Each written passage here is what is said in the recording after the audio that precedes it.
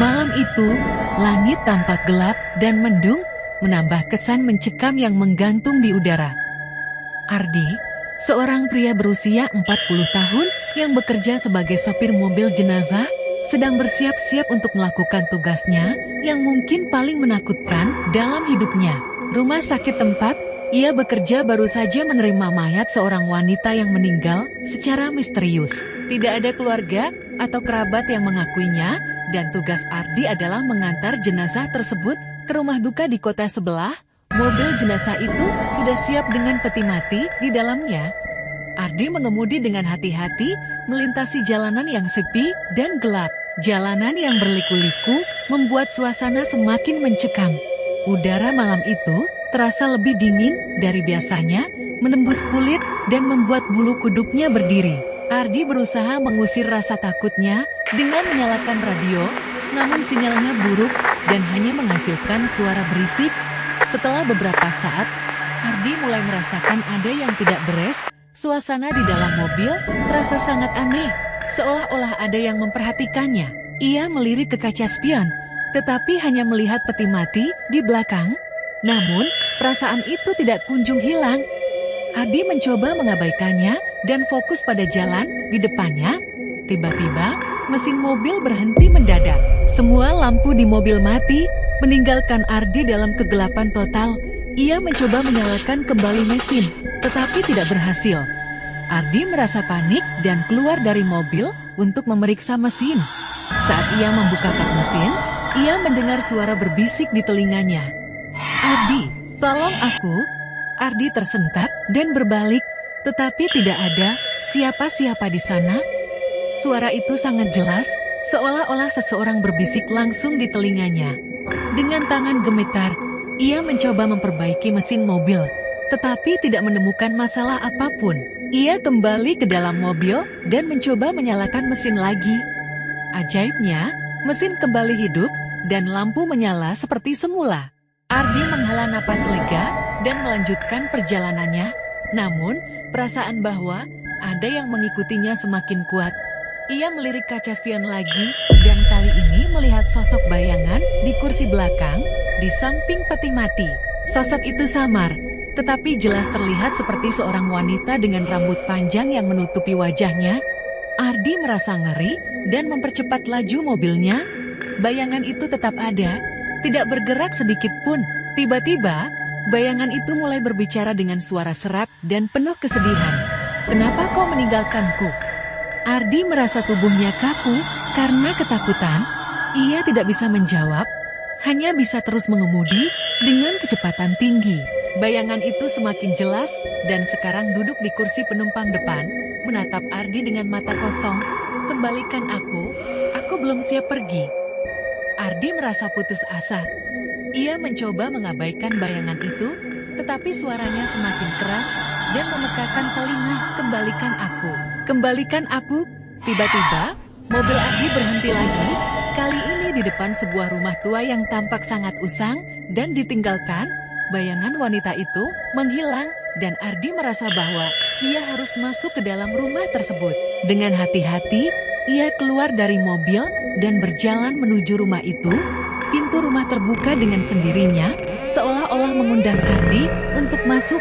Suasana di dalam rumah sangat mencekam, dengan perabotan yang berantakan dan dinding yang penuh dengan lumut. Ardi berjalan melewati ruang tamu dan menemukan sebuah kamar dengan pintu yang sedikit terbuka. Di dalam kamar itu, ia melihat sebuah cermin besar yang memantulkan bayangan wanita yang sama. Wanita itu berdiri di depan cermin, menatap pantulannya dengan tatapan kosong. Ardi merasa bahwa ia harus berbicara dengan wanita itu untuk menyelesaikan semuanya. "Siapa kamu? Apa yang kamu inginkan dariku?" tanya Ardi dengan suara gemetar. Wanita itu berbalik dan menatap Ardi dengan mata penuh kesedihan. "Aku adalah Alina. Aku meninggal dengan tidak tenang. Aku butuh bantuanmu untuk menemukan kedamaian." Ardi merasa simpati terhadap Alina. "Apa yang harus aku lakukan?" Alina menunjuk ke arah peti mati di dalam mobil jenazah. "Bawa aku ke tempat peristirahatanku yang sebenarnya. Aku ingin pulang." Ardi mengangguk dan kembali ke mobil jenazah. Ia merasa bahwa tugasnya belum selesai.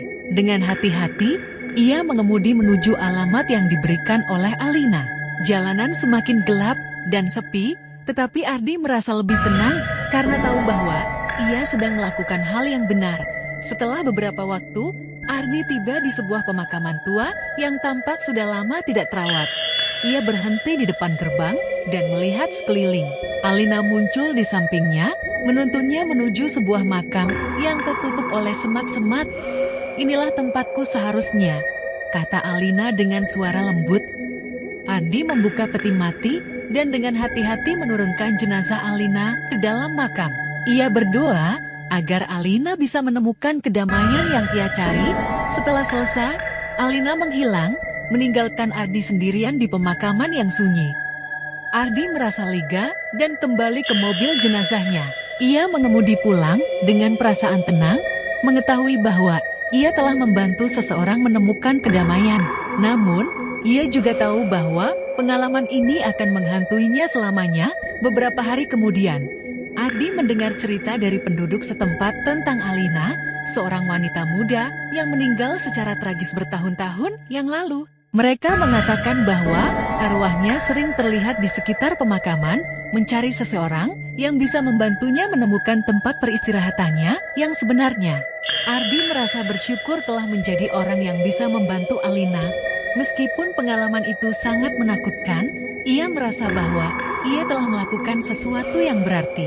Ia melanjutkan hidupnya dengan lebih berhati-hati dan penuh rasa hormat terhadap hal-hal yang tidak bisa dijelaskan oleh akal sehat. Cerita tentang Ardi dan Alina menyebar di kalangan masyarakat, menjadi legenda urban yang menakutkan, namun penuh makna. Banyak yang merasa ngeri mendengar kisah itu, tetapi bagi Ardi, itu adalah pelajaran berharga tentang keberanian, ketekunan, dan rasa hormat terhadap yang tidak terlihat.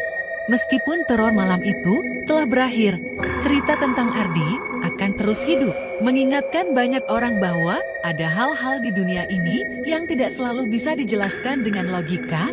Mereka belajar untuk menghormati dan mengakui bahwa ada kekuatan yang lebih besar dari kita, yang tidak selalu bisa kita pahami. Ardi melanjutkan hidupnya dengan penuh kehati-hatian. Setiap malam sebelum tidur, ia berdoa untuk keselamatan dan kedamaian jiwanya. Ia tahu bahwa pengalaman itu akan terus menghantuinya, tetapi ia bertekad untuk tidak membiarkan rasa takut menguasai hidupnya. Ardi menjadi pribadi yang lebih kuat dan bijaksana, selalu siap menghadapi tantangan yang datang dengan kepala tegak dan hati yang tulus. Pengalaman mengerikan itu menjadi bagian dari sejarah hidupnya, sebuah pengingat bahwa dunia ini penuh dengan misteri yang belum terungkap. Namun, Ardi percaya bahwa dengan hati yang tulus dan pikiran yang jernih, ia bisa menghadapi apapun yang datang di masa depan. Ia belajar untuk selalu menghormati kehidupan dan kematian, serta memahami bahwa ada hal-hal yang lebih besar dari dirinya yang harus dihargai dan dijaga. Cerita tentang Ardi dan Alina akan terus diceritakan dari generasi ke generasi, menjadi legenda yang mengingatkan kita semua bahwa ada lebih banyak di dunia ini daripada yang bisa kita lihat. Dan meskipun kita mungkin tidak selalu mengerti apa yang ada di balik tabir kehidupan, kita harus selalu menghormati dan menghargai setiap jiwa yang pernah ada, baik yang masih hidup maupun yang sudah pergi.